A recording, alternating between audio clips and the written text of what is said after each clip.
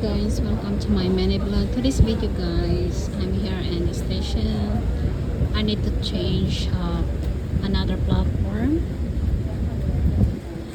This is water with apple cider vinegar for lose weight very fast. I'm trying guys because I'm very fat. I'm very heavy now.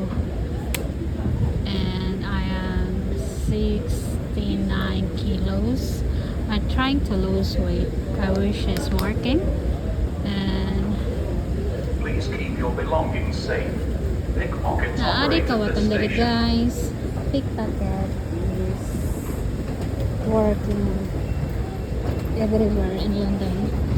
Kaya you need to be careful. And this is happening guys. Metropolitan is closed coming Saturday and Sunday. There's always a strike here in London because nagmahal ang tanan ng driver kasi magtaas ang pamasahe, mataas ang sweldo pa nila. Monilisod sa London guys kay the transportation is very expensive and the rent is very expensive.